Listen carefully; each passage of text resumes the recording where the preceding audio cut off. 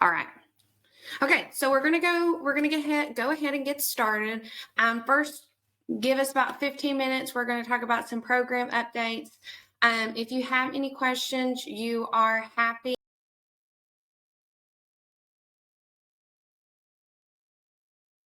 Feel free to put them in the chat.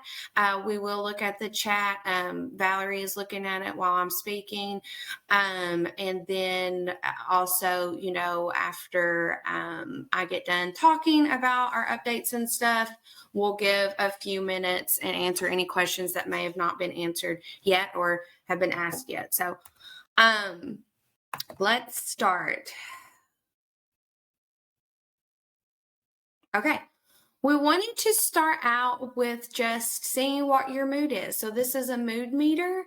If you could, in the chat, if you have the ability,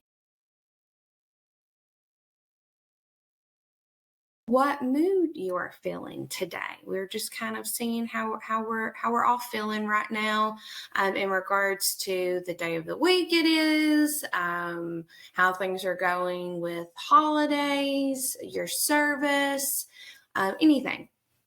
We're just kind of putting the, a feel out there.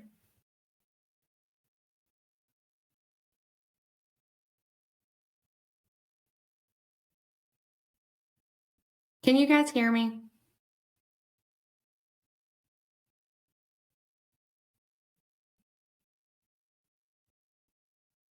Okay. Oh, I'm so sorry you're sick, Noelle.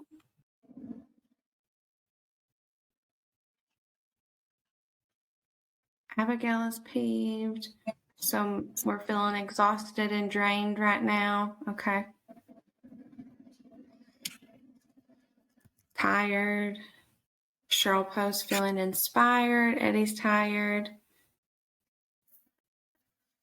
Yes, Valerie's excited to give her presentation on self-care.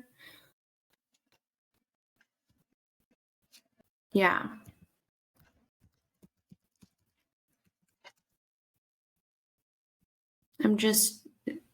Emily is just chill today, working on paperwork. That's a good day for a Friday. Jennifer's feeling grateful. The HDA members are feeling blissful because they got a little Christmas bonus. That's awesome. Tell HDA thank you. Reldy's feeling relieved because the audio is now working. Peyton's good but tired. Yeah. This time of the year, yeah. I think we can all kind of see a trend. We're feeling tired. We're feeling a lot exhausted. I get that. Busy, yes, busy time of year. Glad, Deidre, you're feeling good. Emily's thankful because it's Friday. Well, good deal. Thank you, guys. This all ties into Valerie's presentation, so thank you for taking the time to kind of just reflect on how you're feeling today. Thanks so much. We're going to dive into some program updates and just some reminders. This is for both of our programs. So if you're a AmeriCorps Direct member or if you are a Vista member, this is just a reminder of the upcoming holidays off. The December 22nd, December 25th, December 29th, and then New Year's Day. We do understand that some of our sites may be observing holidays, like, for example, instead of taking the 22nd off, maybe they're taking the 25th and 26th off. That's totally fine. If you observe the same days that your site is taking off as well. What we don't want, though, is observing their holidays off and then also an additional day. And the reason why we state that is because we have, For our AmeriCorps direct service members, you have that hour requirement. So all of the days off are built into your schedule to ensure that you meet that hour requirement and you are eligible to receive your education award and serve another year if that's something you are thinking about. So just keep that in mind. If you need any clarifications on the days that your site is taking off, reach out to your supervisor or someone that you work closely with. And if, make sure that you have those dates, everything is worked out. If you have any specific questions, feel free to reach out to me or Valerie, and we'll get those answered if it is, a specific question regarding what your site is doing during the upcoming holidays.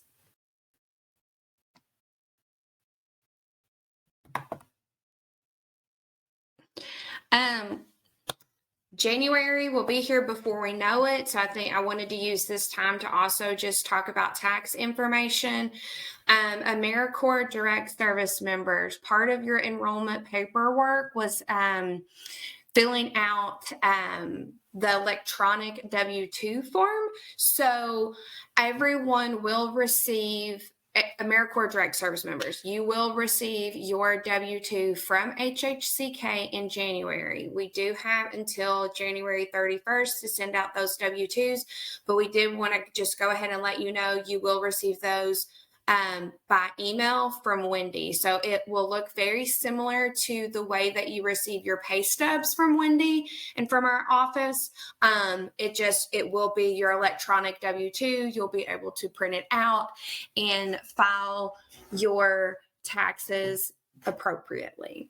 Vista members, what is important for you all to know is please make sure that your permanent address is correct and up to date in your MyAmeriCorps portal. That is because Vista at the federal level will be sending out your W-2s, and they're going to look at the email address that you have in your MyAmeriCorps account. So think back to when you applied and you accepted the position offer. That is the website, or that's the account that you need to log into and make sure that your address is up to date. If you have any questions, reach out to me and Valerie, and we will make sure we help you with that. The important thing to know, Vista members, is, again, your W-2 will come directly from Vista at the federal level. It does not come through or pass through our office. We will help you out and assist you in any way that we can, but it will be sent to the permanent address that you have listed. So we wanted to let you guys know that information now so that you do have time before January to make any updates if you have it. Because again, we don't want any, tax W-2s to be delayed, and that way you can file your taxes in a, good amount of time. Okay, MLK Day. So MLK Day is a day of service. It is required for all AmeriCorps members and programs to participate in. So it doesn't matter if you are a Vista member, doesn't matter if you're an NCCC member. I mean, none of you all are NCCC members. I'm just naming the different branches of AmeriCorps, or an AmeriCorps direct service member. It is a day on for all of us. It is January 15th this year. For those who are returning members, we started something up last year with a few other programs where we get together in Lexington and we do a group MLK Day project. That is looking to be the case now. Valerie and I, along with Frisk Corps, Christian Appalachian Project, and Health Corps, which their fiscal agent is Family Scholar House in Louisville, we are all coordinating that group project. So we just started. We're in the starting phase of getting this coordinated. I can't tell you, we are very close to nailing down where we are going to be at in Lexington. Our project will be assembling care kits, so that if you want to take some with you, if you join us for the project, you are more than welcome to take a few bags with you. If you encounter someone who is unhoused or experiencing homelessness who may need a bag to help them, with just some basic needs, that's what our project is going to be doing. So our goal is to make 300 bags. Kentucky Department of Education, they have already donated bags for us. They're drawstring bags. We have that at HHCK's office. So that was a really great donation. And so we are hoping to secure other donations to put in the bags. So some of the items that are included in a care kit or resource bag, you may have also heard them called a blessing bag, is a bottle of water, feminine products, hygiene products. We're hoping to at least get a pair of socks or a pair of gloves to put in the bags, some ointment, Band-Aids, shampoo, deodorant, toothbrush, toothpaste. So that is what our group project will consist of in Lexington. So I know Valerie had sent an email out to those who are serving in Central Kentucky or serving closer to Central Kentucky. If you would like to join us, we definitely want you to.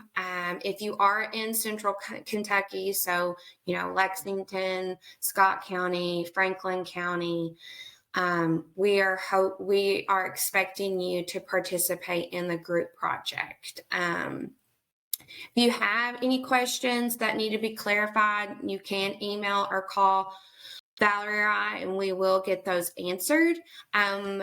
After the care kits are put together, so this will happen in the morning of, and then after we finish, we'll have lunch together, and then we will go to downtown Lexington to march in the Freedom March that downtown Lexington does. It's really awesome. It's very impactful. There's also a program following the parade. I'm sorry, I'm thinking about Christmas stuff and the inauguration. Following the Freedom March. It's just a really great program that they have coordinated in Lexington. The other communities that you guys are serving in could potentially be having something similar. Valerie and I, through the next few weeks and in early January, we are going to be looking to see if Paducah or Louisville, some of those larger cities across the state, if they are also coordinating something for MLK Day as well. You also may already know of something. We want you to look for events that are happening near you if you are outside of Central Kentucky. So just be thinking about that. Valerie did create a Google form as well. So, we understand that a lot of you guys are thinking about the holidays and what's happening now.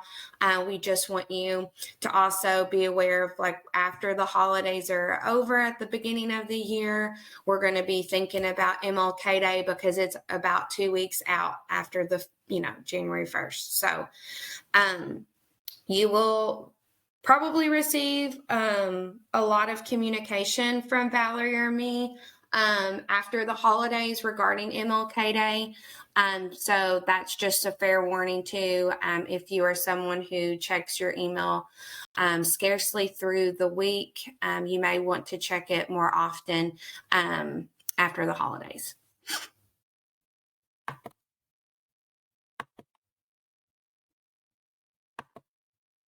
Okay. Oops.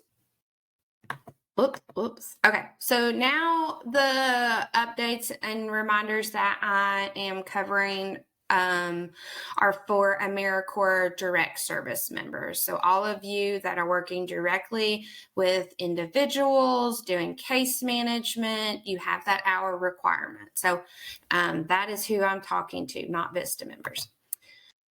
Service forms. So we wanted to give a quick update on where we are. We know that we send out reminders every month about our service forms. Our goal for our whole program from August 1st to July 31st of 2024, our goal is to serve 2,000 individuals. To date, based on the performance measures that we have received, we are at 306 individuals. So that is adults and children combined.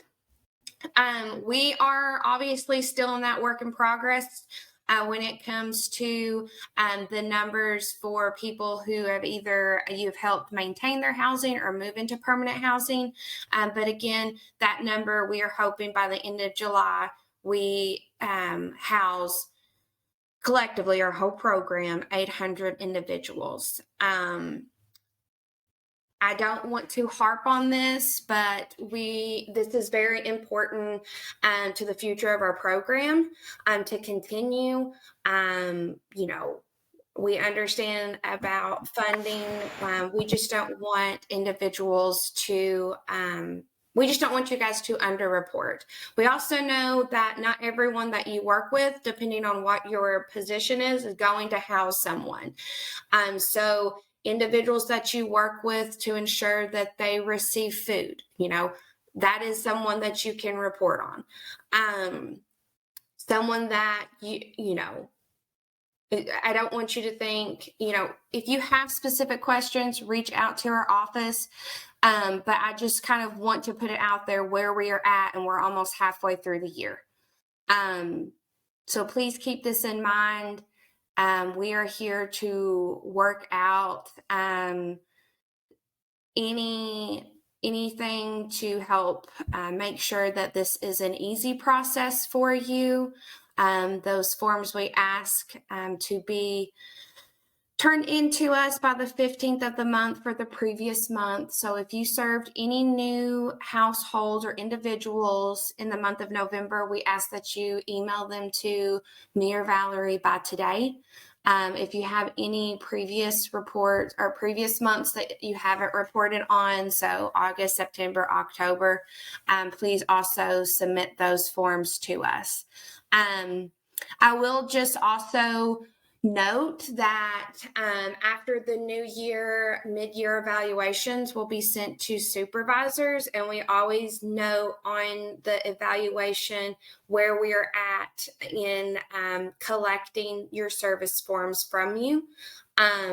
So yeah, we just want to make sure that we're staying on top of that. Again, we are here to simplify this process, but it is part of serving in our program. It is a requirement of serving in our program. So,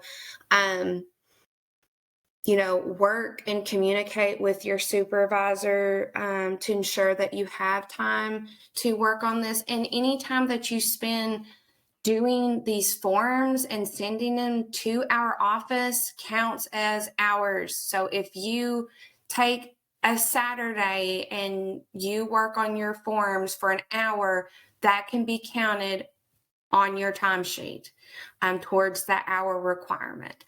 Again, we don't want you to make a habit of that. We want that to be built into your schedule. It should be built into your schedule with your at your sites. And again, please talk to us if there's something that we can come up with, a strategy that works for you and what you're doing.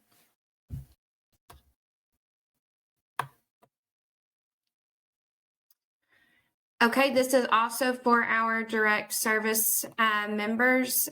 We've just seen some things kind of come up on timesheets. So just for clarification, the majority of your time should be logged under housing services if you are working with volunteers or construction services. Again, if you are a construction member, you will know that. You will have construction services on your position description. You are going out and doing repair projects, or you and your volunteer group are doing repair projects, or you're working on a new home build, or you're working with families who are working on their homes. Housing services members, even if you are providing food security, that time will go under housing services. It is part of our grant. It is an allowable activity. You will put it under housing services. If part of your position is working with volunteers, so maybe you manage a weekly group of volunteers for 2 hours a day, and you work you serve 7.5 hours a day, you would put 2 hours under working with volunteers, and then you would allocate your other 5.5 hours, or 5 hours and 30 minutes, under housing services. The only time you should be putting or allocating time under training should be when for site-specific training hours. You would log that if your site is providing a training that is related to your position. So maybe it's a Narcan training, or it's a full SPDAT training, or your site is requiring you to do KHC webinars. That would be under site-specific training. Or if they are sending you to a training, so you're going to a FAHI training, or you are going to an in-person KHC training, maybe it's the K-Count training, you would put that under site-specific training. AmeriCorps training, that's when you are with us. When we were in Owensboro for the Kentucky AmeriCorps Accelerator training, all of that time. Your travel time when we are pulling you off site to join us also goes under training. Same for site specific. If you are driving somewhere to participate in that training for your site, for your position, you would include your travel time under site specific training. Back to AmeriCorps training, if we send you out an optional training that we think would be helpful for anyone, we do that from time to time, and you choose to do that, you would log that hour or 2 hours, however long that training is, under AmeriCorps training. Your time today, this hour or 2 hours, however long we are together, it will be under Homes for All training. So if you have any clarification, or if you have any questions about that, Valerie and I are who you need to talk to, so that we can, send timesheets back to you, or whatever the case may be.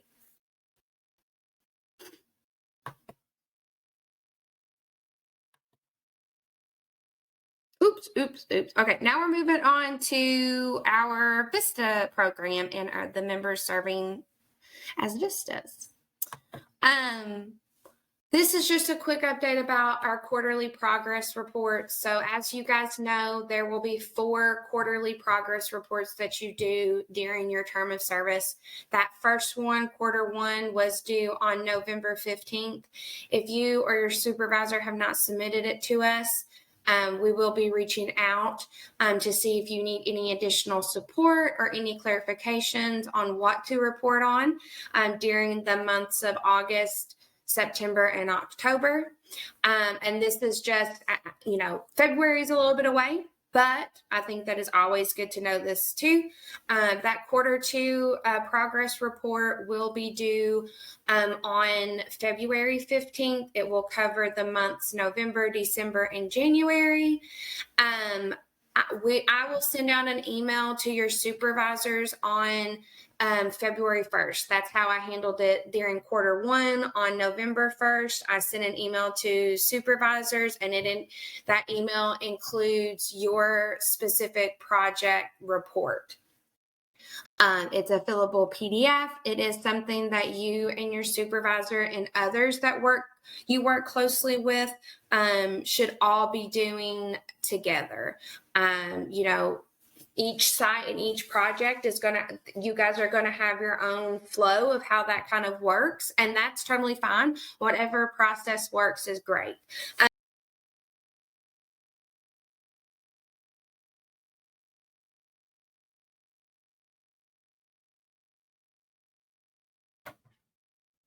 Oh, sorry guys. Are any of you also Here into 4 reports. Holly, sorry, you froze for a second. Your internet disconnected. If you could go back like 20-ish seconds. Okay, what did you last hear? Sorry. You were talking about when you have sent out reminders for quarterly progress reports. Okay, so what I do, our office will send an email at the beginning of January to supervisors.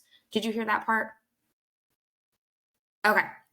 So yeah, that's what we will do at the beginning of February. We'll send that out to supervisors.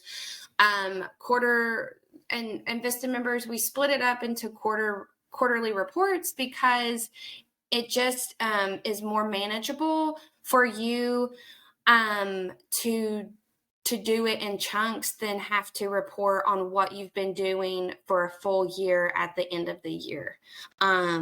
So that's why we've kind of, separated it out so that it covers every month within your term of service and your project. It's just not going to be so overwhelming in just a few months at a time. If you or your supervisor have any questions about the quarterly reports or what has been projected for the project, reach out to me and Valerie. Edits can be made. That's no problem. So yeah. Okay, impact stories for Vista members. They are due on the 20th of each month. The Google link is sent out with every monthly email. When you click on that link, you will just mark what month you are completing the impact story for. Impact stories are brief. But we do use your stories. They are shared with Vista. Vista shares them with Congress. We share them with organizations and individuals to show the impact of your projects and how the Vista program is very needed within the communities that you serve and at the organizations that you're serving with. So I don't want you to think that this is something that goes unlooked at. It's not meant to take up a lot of your time. Again, it is just a brief paragraph of something that was accomplished during that month.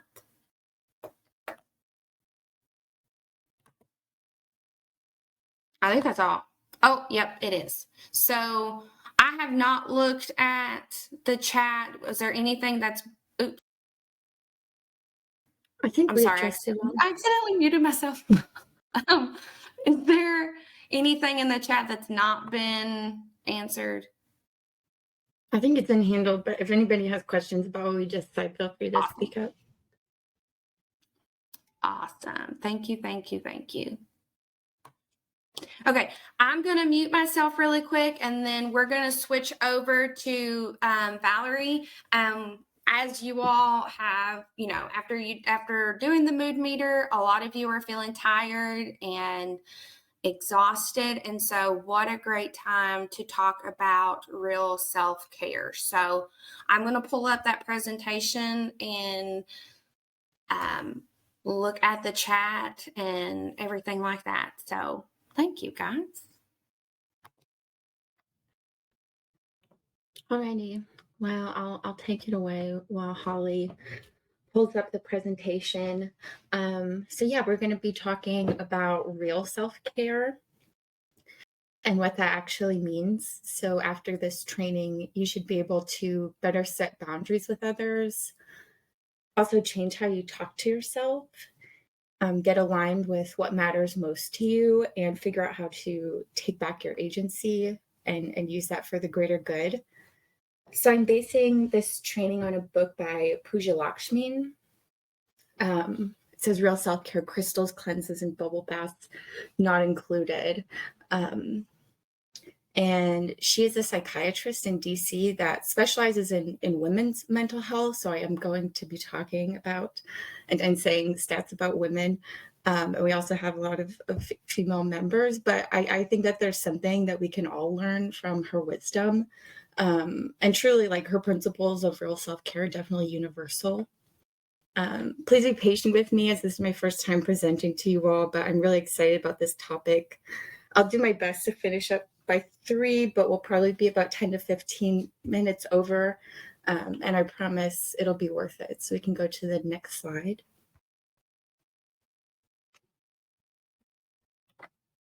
So our agenda, we'll talk about the history of self-care, the difference between faux or like fake self-care and real self-care.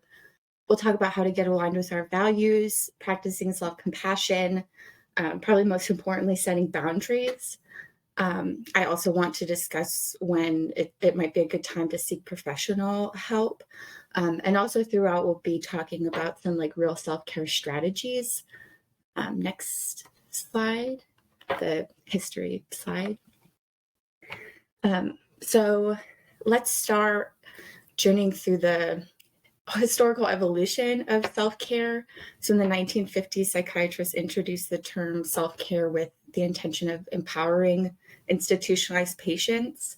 So they're focused on enhancing well-being through diet, exercise, and this allowed them to recognize how an individual has a role in their own health. And then in the 1960s, medical professionals began embracing self-care as a response to compassion fatigue. And how healthcare providers can care for themselves to ensure that they can care for their patients just as well. So it became a crucial element in maintaining their well-being amidst the demands of their noble but seriously taxing profession. And I know that our service is taxing, emotionally taxing as well. And so it's important to talk about this. And then most recently in the 1970s, self-care took on a new dimension as it transitioned into activist circles like the Black Panther Party, where they began understanding self-care's like potential as a tool for empowerment in the face of systemic challenges. So this journey, all of this, it really underscores how self-care has been multifaceted. It has been evolving in healthcare and activism. And so the narrative of self-care continues to unfold post-pandemic, as we know, shaped by the changing needs and challenges of individuals and communities. So self-care and self-advocacy have always gone hand in hand, but it's also always been a challenge. Some of this work will be challenging for you all, particularly as women. We're taught that caring for ourselves is a selfish act. And to truly understand the roots of self-care, we have to acknowledge that there are risks involved. Real self-care demands vulnerability, whether through uncomfortable conversations to set boundaries, or by making clear, deliberate choices that prioritize aspects of our lives. But why is this essential? It's essential because our reality is that American women not only report higher stress levels than men, but also feel inadequately equipped to manage it. A staggering 1 in 4 women is prescribed antidepressants. So these statistics underscore the urgency of addressing the challenges that women face while they're trying to pursue well-being. So I want to talk about how we can change that. And to change that, we need to begin practicing self-care, Hey, real Valerie. self-care. Yeah. Was I I'm supposed still to on the change same this? slide. Okay. I just wanted to make sure. Yeah. Sure. We're almost done. First, I want to talk about like fake self-care though. So that's the next slide.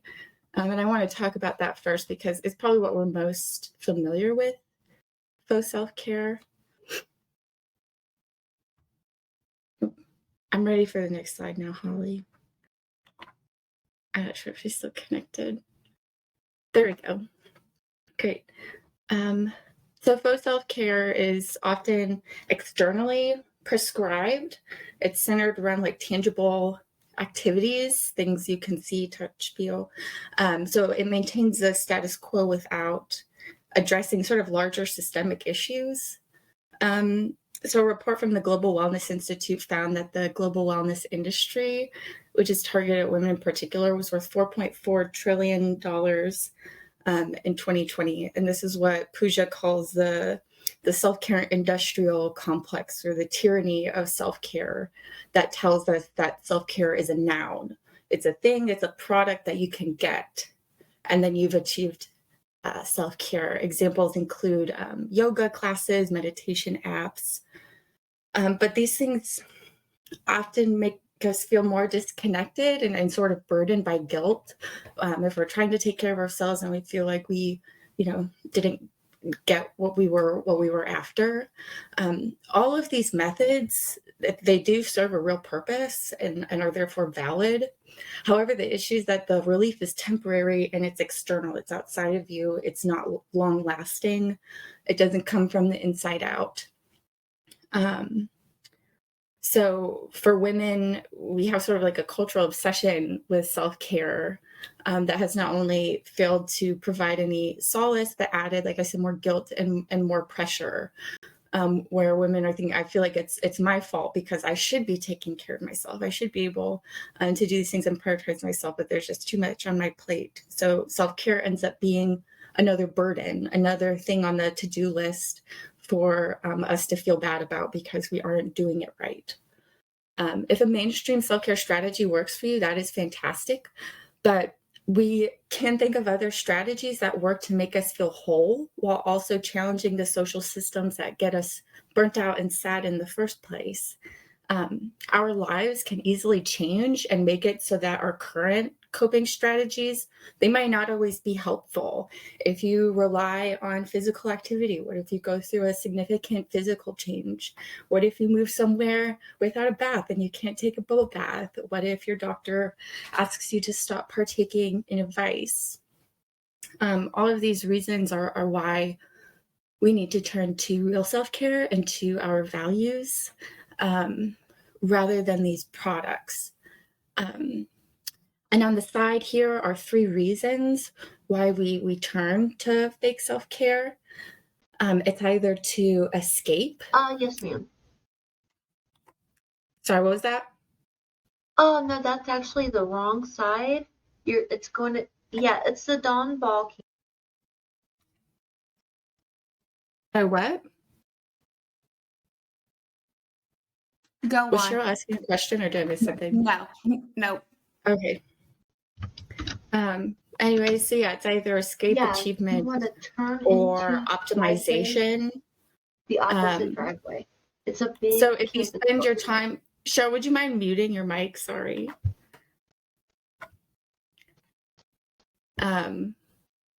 So if you spend little time reflecting on your own needs, that could be a sign that you use self-care as an escape to keep avoiding those needs. So if you feel like you're a totally different person when you're on vacation or when you're finally resting, that's a sign that you're using that thing as a mistake and as a coping mechanism to sort of distance yourself from the demands of daily life. Second is achievement. So that's if you're often comparing yourself to others. It's driven by self-criticism. A study found that women criticize themselves 8 times a day on average, often starting early in the morning. Some of these women use self-care as a measuring stick and tie their self-worth to their success. So an exercise, if you get in this mode, is to write down the things that you're proud of that has nothing to do with any kind of professional goals. That's important to help you stop being so self-critical and driven by professional success, because it's about your whole self.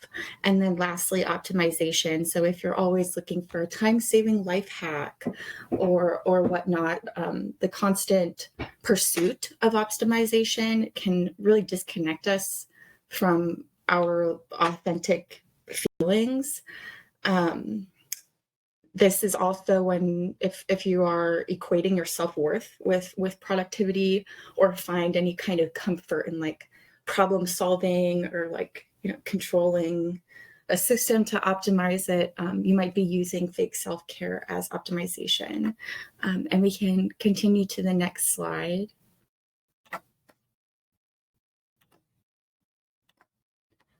So real self-care is not a noun, it's a verb. So it's possible for the work of real self-care, which is boundary setting, self-compassion, and getting clear on your values, to point you in the direction of a wellness activity like yoga or something. Or like, for example, if you have a hard conversation with your partner about needing space in your week for you to go to some type of exercise class, and you go onto that class to treat yourself, and you reflect explicitly on how Hey, Valerie, that yoga can practice. you hear me? Uh-huh. I think you froze for a second. So if you could just start back with real self-care is not a noun, it's a verb. Yeah. Sorry. No, My no, you're connection fine. is fine, but I'm not sure. Sorry about that, friends. No, you're fine. But starting over, real self-care is not a noun, it's a verb. So it's possible for the work of real self-care, which is boundary setting, self-compassion, and getting clear on our values. That can point you in the direction of a wellness activity. So for example, if you talk to your partner and say, I need some time this week. Did I just freeze again? My screen went dark, but it's fine now. I think I'm okay now. You are. But for example, if you talk to your partner about like, hey, I want to prioritize my physical health more because this aligns with what I value and what matters to me. So you ask for that space to go and take that exercise class. So that's an example where it's positive to go take a yoga class or to go have something that's tangible and maybe not from the inside out, but it still is from the inside out because you're doing it because it aligns with your values and not to achieve or perform something or any other cope. So one person's yoga class can be profoundly nourishing while another person's yoga class can simply be you like avoiding or trying to escape things.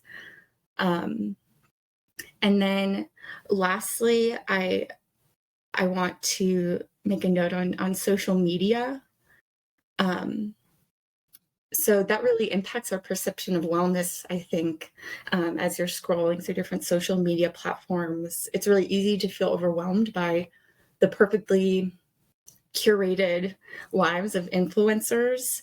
And as we do know, logically, social media is a highlight reel. When influencers are promoting products, it's crucial to be able to tell if it's a sponsored post or some type of like advertisement, because not all influencers prioritize transparency or due diligence in the wellness industry. So as a consumer with agency, pay attention to what influencers support, their transparency about their lives and their vetting process for wellness products, and reflect on whether this influencer enhances or diminishes your self-perception. Because some influencers advocate for positive change. But as you all know, the social media landscape is extremely dynamic.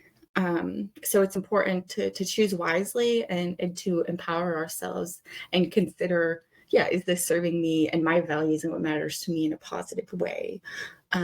You will know that you're practicing real self-care when it feels like your outsides are matching your insides, if that makes sense. And that's your insides, that's your values, that's what matters to you. And your outsides is how you express those values. So when it's misaligned, that's when that can lend to unwellness. So we can go to the next slide. So Pooja's strategies, I've sort of mentioned them, but the 4 components of real self-care is boundary setting, 2, self-compassion, 3, getting clear on your values, and 4, and finally, community change. Pooja also talks about psychological flexibility, which is basically the ability to foster a curious and open-ended relationship with thoughts and feelings. excuse me, a technique to practice this psychological flexibility is called diffusion, where you're basically observing issues and creating space between yourself and your own thoughts and feelings, ultimately sort of turning the volume down on those negative feelings and diminishing their power over us. So yeah, just recognizing that those things are not the capital T truth. And some of the practices and strategies that I'll be talking about align with this psychological flexibility and kind of trying to visualize these things. But on Monday, I'll share an email including a resource with more techniques and other exercises. So first, let's talk about a major obstacle to real self-care, which is guilt and shame. So we can go to the next slide. So we feel guilt when we believe we've made a mistake, whereas shame is the belief that we are inherently unworthy. So they're different in a way. Shame occurs when you feel wrong as like a whole person. When we are in that sort of shame mode, in the right, I like this little exercise. You can like literally verbalize, say like ouch or stop, like don't do that. And that can really allow you to pause and like take a step outside of yourself and try to analyze where those feelings are coming from. So logically, the antidote to shame-based self-talk is to first notice when it's happening, and second, to immediately inject a reminder that you're good enough.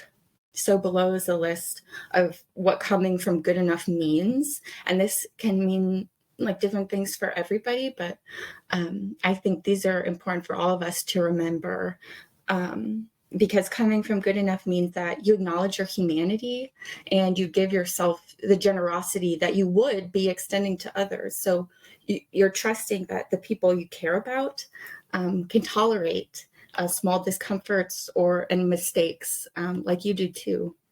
So the goal is not to stop feeling guilty, but instead to turn that volume down and not let that guilt control your decisions.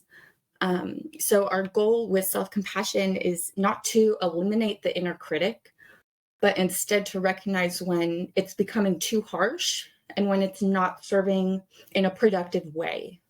So how do we defeat shame and guilt? I've hinted at it a bit already, but we do it with self-compassion.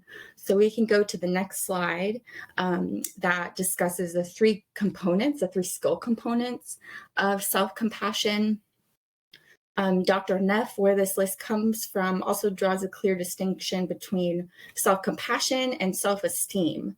So self-esteem builds up our psychological defense by cultivating a feeling of high self-regard, whereas self-compassion is a method for developing self-clarity, for understanding yourself better.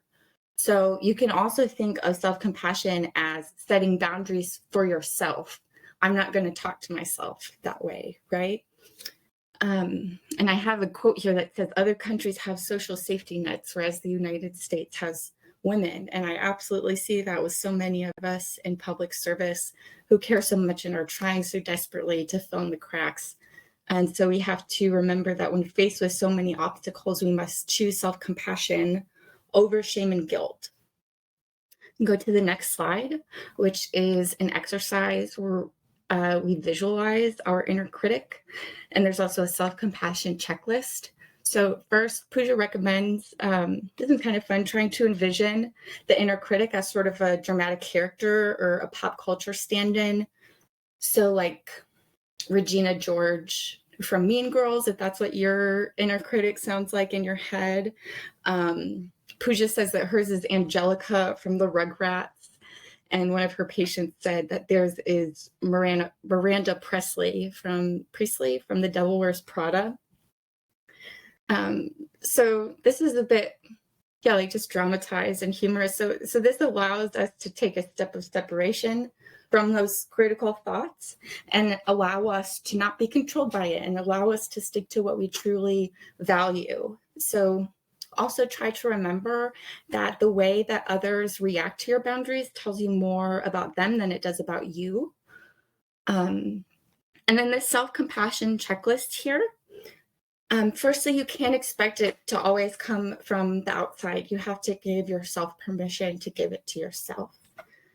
Your inner critic, it may have gotten you this far in life to achieve and succeed, but we have to understand that that's not the voice that matters anymore. You have to decide and believe that this inner critic is harmful to your goals and values and what you want to become. When we let that shame-based voice win, what's called martyr mode kicks in, which I'll talk about more in a bit, but our inner critic goes wild and we basically end up constructing situations where it's impossible for us to feel good. It's a catch-22. There's no good option. The fourth point, one of the core tenets of real self-care is being able to both give and receive help without shame or guilt. And the last couple points, we'll discuss anger in a few slides, but understanding your anger does help you get closer to self-compassion. And lastly, resting is how you reclaim your energy from what is depleting you. So if you struggle to listen to what parts of your body need compassion, that's normal because our society so often encourages us to neglect our needs. But we must remember that self-compassion, it's a skill and it's like a muscle that needs to be built over time. So do not forget that you are worth the time and effort to do these things. Next slide, we'll be talking about listening to your body. So this is where practices like yoga, meditation, mindfulness can be really powerful. So while yoga as fake self-care won't cut it if it's being used as a way to avoid or like perform, that's not real self-care. But doing the work of real self-care to choose a practice where you're using your body can be transformative and very healing. Pooja emphasizes the significance of rest, including sleep and activities unrelated to productivity, just for your overall well-being. A lot of us, the difficulty with rest is convincing ourselves to give ourselves permission to have rest. And that's when self-compassion needs to come in again and acknowledge that the need for rest requires compassion for your own body and your body's physical needs. So it's less important what you do and more important that you do understand that rest as a type of self-compassion is not a form of weakness, but it is an assertion of strength. The reluctance to rest is often rooted in fear, where you fear, oh, if I take a rest, everything is going to fall apart. Everything's going to break if I take a break. But Pooja, again, real self-care is not without risk. And Pooja encourages bravery in embracing self-compassion and envisioning rest and embodiment, which is talked about in that blue bubble. These are acts of resistance against societal pressures to just stay busy, busy, busy. And those pressures can lend to disembodiment, which is basically where you are disassociated with your body and mind. They're not connected. So Pooja discusses a lot of forms of disembodiment, like mindless social media scrolling or neglecting basic needs like going to the bathroom. The list really goes on in how we neglect ourselves. But these behaviors really hinder our ability to make meaningful and productive choices. So Pooja really encourages us that even when the level of suffering is high, you have to try to be curious about that pain. And if you can muster it, even for 5 minutes, try holding your suffering with tenderness and asking what it wants to say to you. And why does this matter? This matters because real self-care really does lead to systemic change. And so, sure, you all have heard of Naomi Osaka and Simone Biles. Naomi plays tennis, Simone is a gymnast. And both of them incredible performers, and both of them decided that they needed to take a break because of their mental health struggles. But despite facing criticism, both Naomi and Simone, they were still are powerful leaders in their sports, even though they chose self-care over those pressures and those potential successes. So we have to make those hard choices for our mental well-being. And we need to acknowledge the challenges and be real about them, but also understand that the cost is lower of dealing with it now than the toll of pushing through and sacrificing yourself. So these are some questions that you can ask yourself to check in with your body, to see how it's feeling. And then, in this bubble is how to embody and become more mindful. We can go to the next slide. I know it's coming up on 3. I'm a little over halfway through, so probably like 15 minutes, but I'm chugging along. Next slide is on anger and gratitude. So Pooja suggests that if you struggle to soften your inner critic, it may be due to unexpressed anger. This anger could be directed at life circumstances, close individuals, or yourself. It's important to identify and acknowledge this anger, because if you don't, it will just operate beneath the surface and come to light in destructive, out of control ways. So noticing when we're triggered and what triggers us is a great way to highlight our values. An emotional trigger is anything, memories, experiences, events that causes an intense emotional reaction in us, regardless of your current mood. So what I was saying about how triggers can help us highlight our values, for example, if people being apathetic or lazy is what angers me, that means that I really value taking action and caring. So try to lean into those values and be a bit more of an optimist. And we'll talk about values more in a second. But a common obstacle to self-compassion and gratitude is difficulty in accepting help due to feeling like you don't deserve that help, or feeling like you're not needy enough for that help. So Pooja suggests reframing the act of receiving support, love, or attention, again, as a skill that's like a muscle and you have to build it.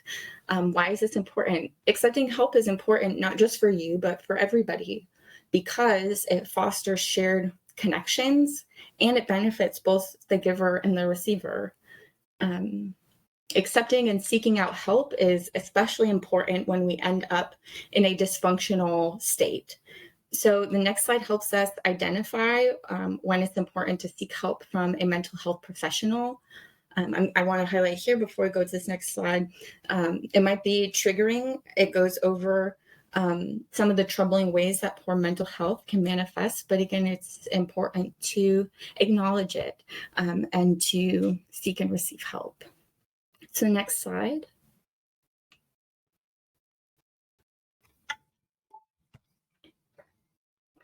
So recognizing the signs of when to see a mental health professional is crucial. If you or someone you know experiences these challenges, seeking that help and support is advisable for both them to be comprehensively evaluated and figure out what's going on, and also to get adequate help. So if you are persistently in a bad mood, experiencing suicidal thoughts or suicidal ideation, which looks like fantasizing about suicide without the intent to follow through, or not being able to fulfill work responsibilities, experiencing excessive anxiety, having difficulty setting boundaries, healthy boundaries, if you struggle with that giving and receiving in relationships, if you are always looking for the approval of others, or have a difficult time enjoying activities, that you usually do, then it's important to seek professional help. So the December monthly newsletter included a flyer for the member assistance program. So I'd recommend checking that out if any of these symptoms resonated with you, that made you a bit curious or intrigued. But next we'll discuss martyrdom, which is another form of dysfunctionality. We can go to the next slide. Being in martyr mode essentially means that you frequently are sacrificing yourself, and then you expect others to pay you back for that sacrifice. And this is damaging because we're essentially making ourselves smaller and putting the receiving party in an unfair situation that they didn't really ask for. So on one hand, being a martyr is about experiencing suffering and destroying yourself for the sake of others, whether it's your children, family, your coworkers. On the other hand, it's also about relishing that your sacrifice and making sure that your smallness, that sacrifice is seen. This is common because women get a ton of social approval for sacrificing ourselves and making ourselves smaller and smaller. And with martyr mode, there can be a particular self-satisfaction that comes when you save the day and you take one for the team. But the problem is when we are engaging in martyr mode, we're falling into a behavior without first being willing to offer compassion to ourselves. We believe that compassion and that praise will come from the outside if only we earn it by sacrificing ourselves, which is a fallacy. It's not true. So how do you know if you're falling into martyr mode?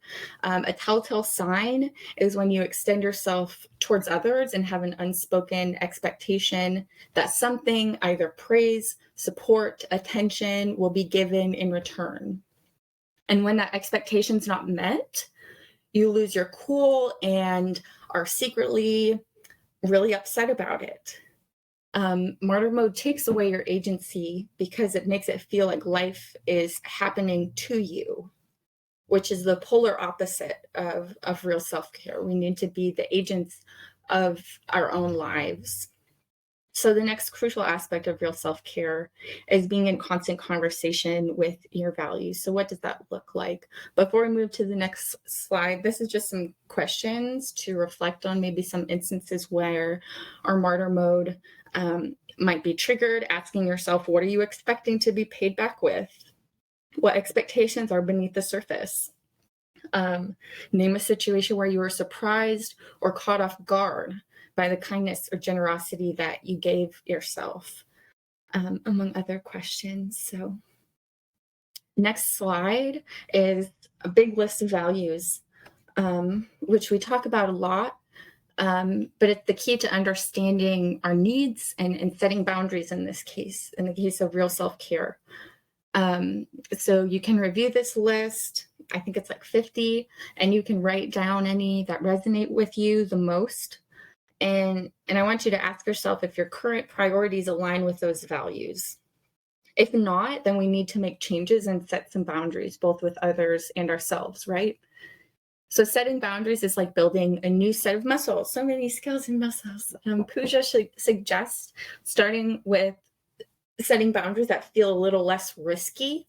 So she gives this anecdote from the author Nora Roberts, who was asked how she could possibly juggle all of her priorities, her work, her family life, her mental health, when she just had so many going on. It says she had 5 gazillion balls in the air.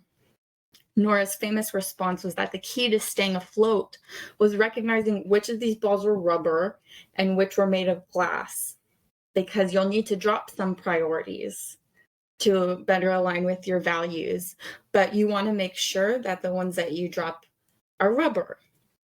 So to make this assessment, it's important to set some time aside when your nervous system is calm, and in this calm space, reflect honestly and realistically about whether the pace at which you're going is sustainable. Sustainable meaning you can keep all these priorities going. and whether or not it aligns with your values is what keeps it sustainable and consistent, and keeps us coming back to want to do those priorities because they fulfill us. So we need to ask, what would it look like dropping some of these rubber balls or priorities 6 months from now, or 3 months from now, or a year from now? What would it look like if you let a couple of those balls drop? So that's just important to consider when we're thinking about what priorities of mine really align with my values and what matters to me. So we can go to the next slide that asks some simple questions that really helps us get to the heart of our values as well. You can answer these with the first thought that comes to mind, but you can keep coming back to these questions. If you find it impossible to fill out this list yourself, you could ask a kind and close friend what they think, and that might be helpful in determining some values and what brings you joy and fulfillment.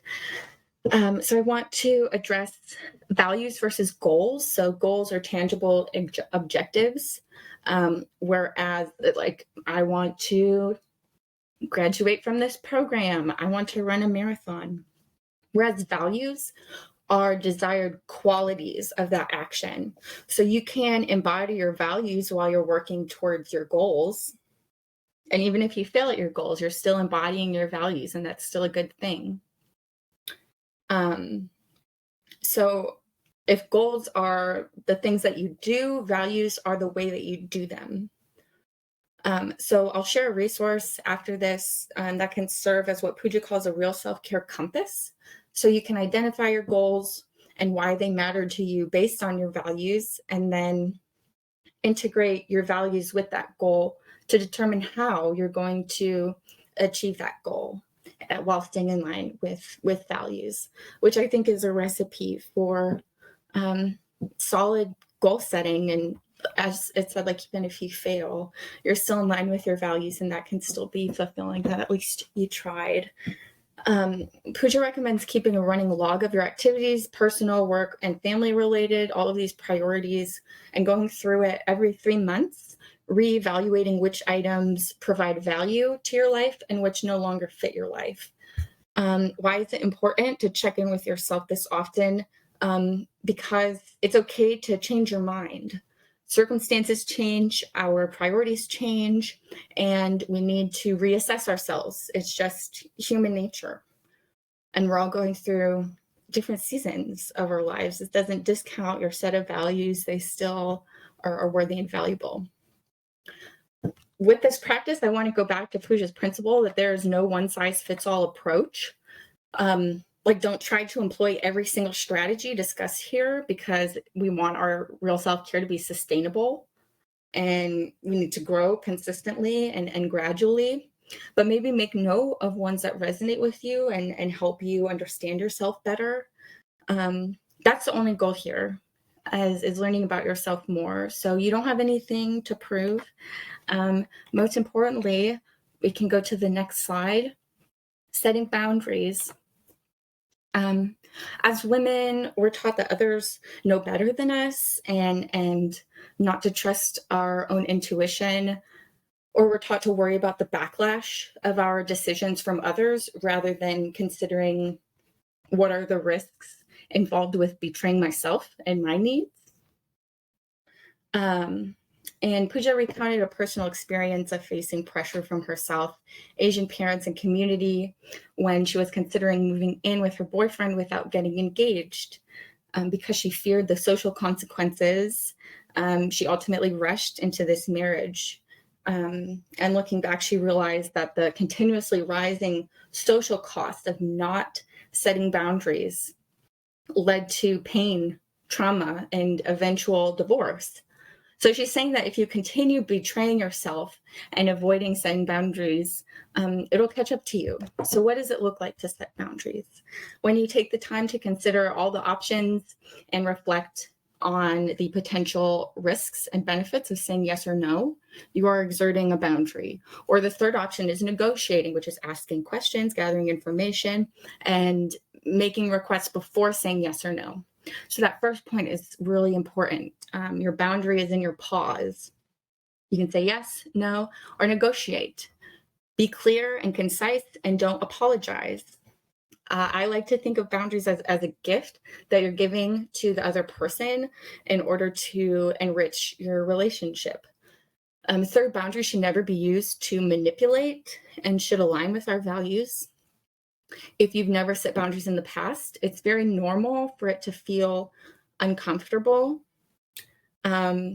We are constantly growing and gaining new perspectives, so never feel bad for changing your mind. And again, lastly, it's important to start small with small boundaries. If you're not sure what you need, the more you practice setting boundaries or asking for help, the easier it becomes. So we can go to the next slide. I have, 3 left after this one. So we're almost there. But this portion is called From Me to We. I really like this quote. And the point is basically that our relationships with our family and everybody else that matters to us, it's not a problem to be solved, but it's a dynamic conversation with each other. We're not the puppet master, handling everything. We are interconnected, and we have to go from me to we. So although boundaries do require assessing our individual needs, we still need to figure out how to balance those needs with the needs of everybody else. So if you're the caretaker of elderly parents or young children, it's not uncommon to think about yourself as separate from the loved ones that you are charged with supporting. Scott Stanley came up with this Me to We, who is a professor of marital and family studies at the University of Denver, suggests he likes to apply this Me to We in caregiving situations because as the caregiver, your narrative might be, well, I need to make sure that my dad makes it to all of his doctor's appointments. And taking care of your own needs can get confused as being in competition with that need of your father. But we need to reframe this in order to think of ourselves as a team wherein your needs and well-being are part of a larger system. So what does this sound like? This sounds like, what can I do to support myself so we make it to all of dad's appointments? So you need to bring yourself back into the picture and recognize that you are part of the we. And without your health, without your well-being, taking care of them is impossible. So when we verbalize a clear boundary, it helps other people understand how we expect them to behave. And in the long run, this saves time. Eva Rodsky, an author of a book called Fair Play, describes what she calls the toxic time message, which is the belief that a lot of us have. It makes me giggle, but you believe I can save time by doing it myself. They're not going to do it right the first time, so I'm just going to do it myself. And she explains how common it is for women who bear the heavy mental load of being a household CEO to believe that it's smarter or easier for them to get everything done by themselves because everybody else is less efficient. But what we're not calculating when we do that is the resentment and rage that builds up over years of just doing it all because it's easier and faster. You're still doing it all. And then there's no, explicit version. Again, we're like in martyr mode. I'm sure this all sounds really difficult. So next slide, I want to talk about hope. So Pusha says that her patients who grew up in critical environments have a more difficult time feeling safe enough in their relationships in order to exert a boundary. They're scared because it can sometimes feel like saying no or stating a preference will cause a break in the relationship. And that's sad. But the reality is that in unhealthy relationships, these breaks happen. But we must stay true to our values and take the good with the bad by practicing real self-care and doing what's sustainable for us. So when we need hope, we can look to problem solving, regulating our emotions, activating a core identity, like those identities and values that matter a lot to you, or you can connect with others that matter to you. These strategies, these ways of coping, is how we reclaim our power and our energy. So next slide is just a quick list for when we need to remember our personal power. So Pooja discusses the importance of both and thinking. Interestingly, Pooja had ended up in like a very strange cult after she was really unhappy with, it seemed like psychiatry was just failing to give her patients real solutions. So she ends up leaving this cult, feels really awful about it, is cognizant that it was bad, but she's talking to her mentor saying, am I a horrible person? I thought that I was, trying to be a leader and inspiring and innovative. Am I, a piece of garbage, or am I, an inspiring light? And the truth is that she's both and. She's not either or. We're both and. We are not a small, lifeless object. We are a powerful player in our lives. That second point, we must always remember that vulnerability and rest is a strength. It is not a weakness. Do not forget that. Third, by taking agency, taking that power back, you're already resisting systems that rely on your complacency and already making that positive change. The path to remembering your power is to turn up the complexity of your story, not turn it down. So our culture has a way of flattening women's existence and of viewing the complexity and contradiction as a threat. But instead of seeing ourselves and our roles as one-dimensional, we can empower ourselves by reflecting on and embracing the alternative stories. There's going to be quite a few exercises in the resource that I send out about how to visualize, how to change that story in our head. To the fifth point, we all have certain privileges that others don't, that we can utilize to make positive community change. It's important to remember that. That last point, I already know that you all are some of the best givers.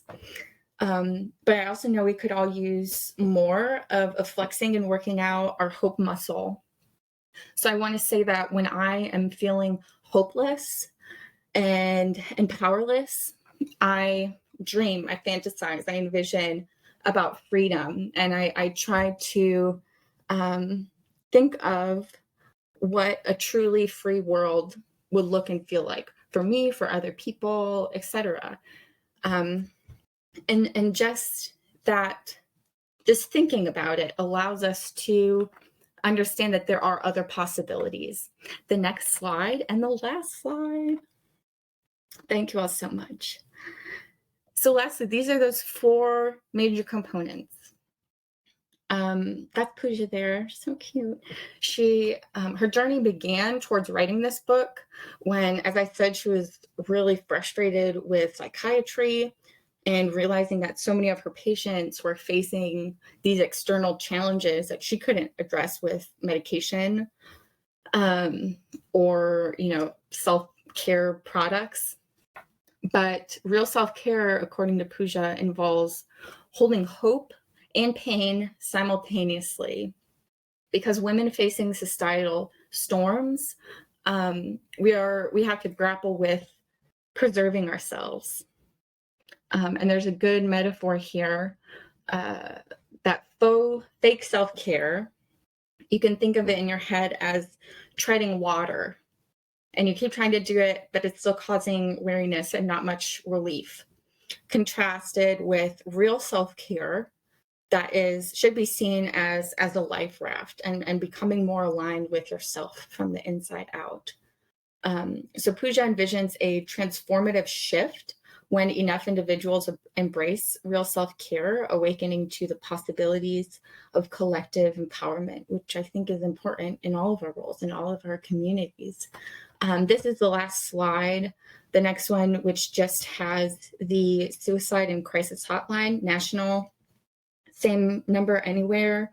My number and email if you all have any questions, comments, or concerns. I'll let you all go because I know I went a bit over, but I appreciate your patience so much. Be sure to book a check-in with me if you haven't yet, and also make sure, oh, thank you, Ella. And also, what was I going to say? I'll send out those resources on Monday. I need to compile this first. But yeah, I love you all very much. I hope this was helpful. I'll be sending these slides. Oh, on your timesheets, mark an hour and a half for AmeriCorps training for this day. Yes. Thank you, Valerie. Yes. Thank you guys so much. We hope that you enjoy your weekend. We will get the recording and everything, additional resources and documents that we would like to share to help you create a self-care plan or something that's sustainable for you. So we hope that you found this to be useful because we did. We think that it's so important and we want you all to actually take care of yourself. And again, thanks for Valerie for doing so much research and creating this really awesome training. Michael says he has a question. If y'all have any questions, you can say, but otherwise you're welcome to go. Well, hello all. This for you all that don't know, this is Derek. He started a little bit later. Derek's a little shyer, so I'll do the talking for him. But I just had a question on reporting. Apparently, Derek has already reported to you all. That's great. And this is, so I came up with this a couple days ago. I have kept a contact of everybody that I spoke with. That way that I don't lose anyone. And I have spoken with 298 people, almost 300. Now, when you want me to do reporting, because as you all know, with my service position, I do intakes. So they go on from me to like different departments, to Ashley, to rentals, to Julia, to the flood, Rebecca, to new home. So Rebecca had a idea. Do you want me to report? And I'll go back and do all the reporting for everybody I've talked with because I've kept a log for you all. But do you want me to do the report when Rebecca pulls the credit or when they're sent to Dawn? Because when Rebecca pulls the credit, that means that they're a little bit further and that it's possibility it's going to go through, to where when I do an intake, it's a hit or miss. You see what I'm saying? Mm-hmm. I hope that made sense. When they get to Dawn, let me ask you. So when Rebecca does the credit report, what happens after that? After that, if all passes with the credit, because a lot of times that's where they get stopped is at that credit check. But if they get moved on to Dawn, that means that their credit has been approved and that he's a land specialist that's going to go out and look for land for them to build a home on. Yeah, but you've still done services for all them other people. Yeah. So. True. Yeah, I'm going to see what they think. I know that you've talked to 300 people. We don't expect you to report on all 300 people. I can't know because it's not. No, absolutely you know what not. I mean? I think that if they're getting to the point where their credit comes back and it moves on to that next step of going to Dawn, I think you should report. Cool. I know what to do then. So I'll get that list. Is it okay if I go through it this weekend and report it on Monday at the latest? Sure. Yes. You are okay with that? That's fine. Good, because I have them all. I knew I needed to get on that for you. So okay, that's all for me. You two have anything? Also, I know you're at the front desk, Michael. So if any of them are just like quick calls from somebody, they're like asking for a referral. Oh, like I would not consider that like a significant interaction. Mine is like that though. Mine is more I know like if that answered. But yeah, some like application comes, like you said, the credit check and stuff. And then in. Ashley, for the rental clients that you work with, that's who you would report on. Does that make sense? okay, 'Cause so you're just working with report people in the each rental. rental person that I work with each month. Only new ones. So if you have a set number that you're working with, Like Sally. you would Bird. report on them one time. If cool. somebody new gets moved into a rental or whatever that process looks like, then you report on the new person. Okay. Hey, Emily and Abby. Okay, sorry. Just saw them pop up. Hold on, I'm going to stop recording now.